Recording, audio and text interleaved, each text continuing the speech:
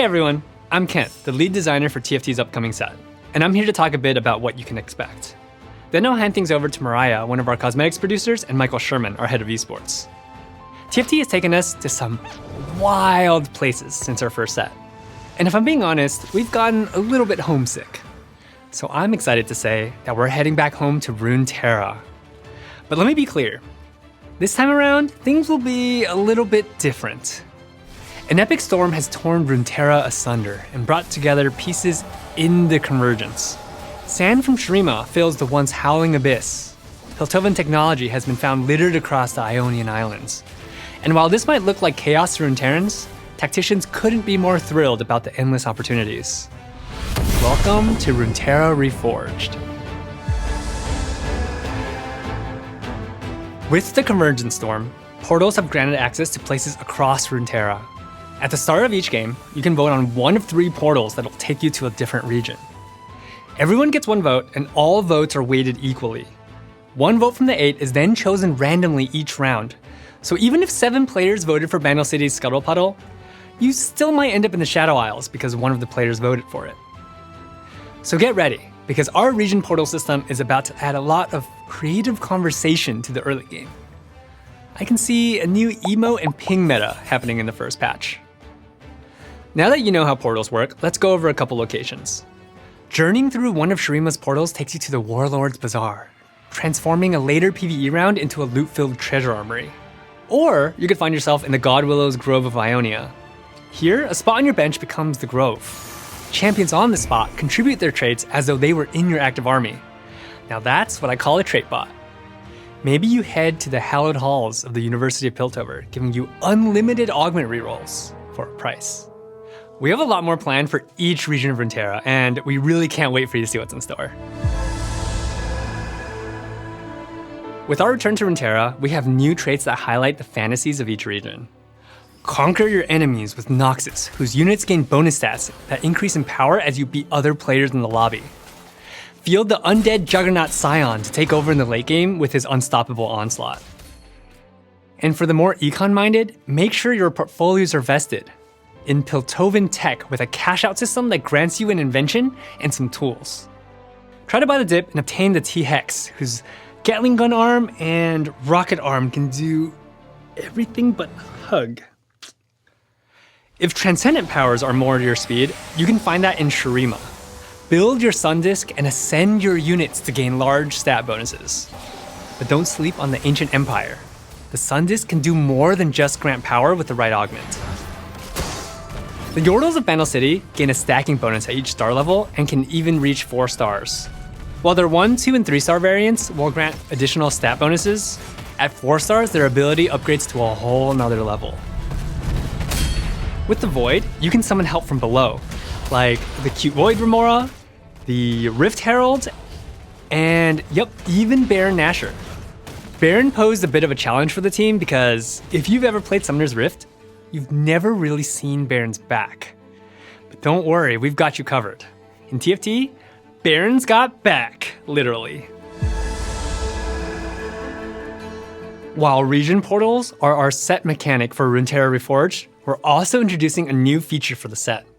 Hero augments are out, and we've got a new way to give every player more control over their destiny. Introducing Legends.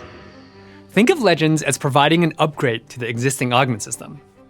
Similar to how you select your lovable Chibi Lilia in the loadout screen, or a tactician that actually exists, you'll now be able to select one of your favorite legends. Legends will influence some of the augments you're offered throughout the game based on your selected playstyle. Before the game starts, you'll pick your favorite character who will guarantee you one of their most beneficial augments at each stage. For example, at 2-1, Tahm Kench will offer Rich Get Richer as one of your options. Then at 3-2 and 4-2, he'll give you a choice for a bunch of gold. But if you're wary of making a bargain with the River King this game, you'll also get 1 free reroll for each augment tier.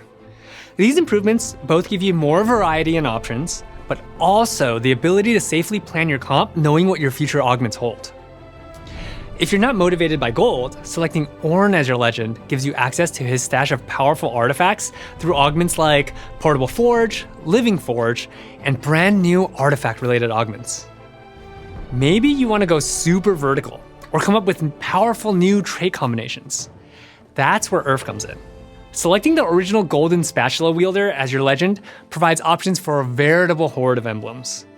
We're super excited about all the opportunities legends offer, and we can't wait to see what you think of them. Augments have come a long way since gizmos and gadgets. Back in those days, we had some major augment diffs and not a single reroll in sight. We know players largely love augments as a core mechanic, so we thought, why not more? In Runeterra Reforged, we're refreshing a grand total of 90% of our generic augments. We've already had 3 sets with our current augment roster. We've all seen Celestial Blessing, Thrill of the Hunt, Cybernetic Enhancements, all the time, so we're more than ready for something brand new. In addition to the refresh, we're also bringing back trait-linked augments for all of our new traits to freshen things up even more. TFT is a complex game. We know that we can do more to make the experience smoother, especially for new players or folks that may have taken a break between sets. To this end, we've got a couple usability improvements to make things better. First, and most visible, is our Champion Inspect tool. Moving this panel has allowed us to add a boatload of new features while maintaining combat clarity. The new inspection tool shows you what type of damage your champion does, what items work well on them, their stats, spell information, and their range. Oh, and you can even inspect champions on the carousel as well. No more, who the heck is that, at the start of a new set.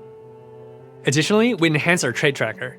You can now interact with champions inside of trait tooltips to learn more about them. And you can even see the trait's emblem and emblem recipe. Quality of life improved. You've wanted these features for a long time, so the UX team really appreciates your patience and is so happy to get them to you now. But we also know that change is hard, so we'll continue to keep an eye out for your feedback around this. All right, that was a lot. If it's starting to feel like Runeterra Reforged is our most extensive set to date, that's probably because it is, and we still have more to share. For now though, it's time to pass the mic to Mariah. Take it away. Hello everyone, Mariah here. It's so good to be back to share what the team's been working on for Runeterra Reforged. This set is about exploring a fragmented and chaotic version of Runeterra that can only exist in TFT. And who's more armed and ready to scout ahead in the middle of a convergence storm than Teemo?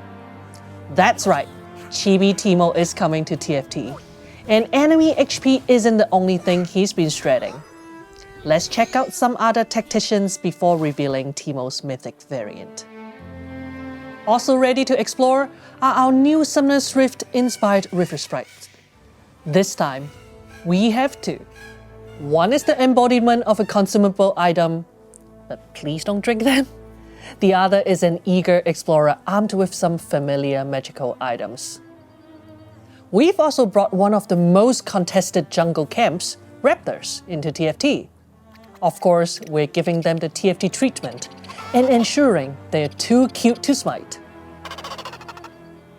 We've also got Poros joining the Tactician roster. We're so thrilled to bring Runeterra's most beloved fluffballs into TFT. And they'll be exploring more than just Summoner's Rift.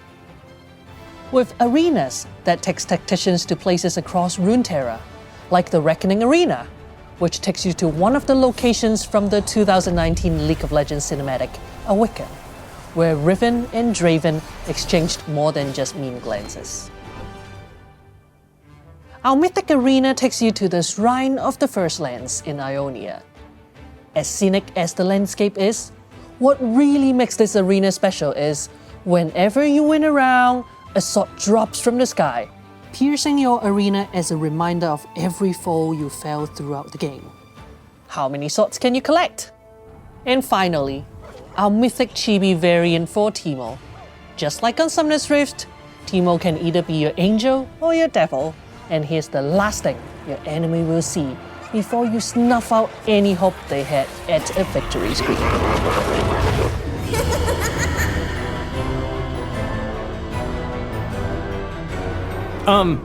Mariah? Hey, can someone check on Mariah? I think she was supposed to introduce me. Well, anyways, hello tacticians. Sherman here to talk about TFT esports. But first, a little background. When I first joined the TFT team, I spent a lot of time listening and talking to other members of the team and to the community. Players from all over the world told me they love a lot about the game. The cute chibi champions, the memes, and of course, the competition. We all love the payoff of high-stakes pivots that take us from an 8th to a 1st, the rush from climbing the rank ladder and outsmarting our opponents along the way. We also realize that we have a unique advantage because TFT doesn't rely on high tick rate servers or ultra-fast internet, and it's mostly based on your own individual performance. So it's easy to pick up and climb the ladder no matter where you are or what platform you're playing on. That's why we've been able to play all of our set championships online with players from all around the world. We want the future of TFT esports to embody that accessibility and diversity of skill. And that starts by expanding our esports events, opening more of them to anyone who wants to compete. To kick this new approach off, we're getting experimental. I'm super excited to announce that this December we'll be hosting our very first global LAN event in Las Vegas. It'll take place from December 8th through the 10th, which is just a few weeks after our 10th set launches. Taking some notes from the FGC, we're hosting an open bracket event with 512 spots up for grabs. You can claim yours by purchasing a competitor pass to compete in person at the MGM Grand and earn your place as a top tactician. Unlike set championships, this event will celebrate your ability to quickly adapt to a new set rather than your mastery at the end of one. That means it's your shot at defining and refining the new meta. You know what they say, metas that happen in Vegas continue after Vegas? Something like that. While there, you'll have a chance to play alongside your favorite creators and pros, and who knows, maybe you'll take the stage against some of them. And don't worry, we'll still be holding set championships, so keep an eye out for more info towards the end of Runeterra Reforged. We'll be back later this year with more information about how to purchase passes. There will be some priority given to players based on their rank, so be sure to start climbing for a better shot at a pass when they're available. Alright, that's it for me. Best of luck, and we can't wait to see you in Vegas, and enjoy Runeterra Reforged.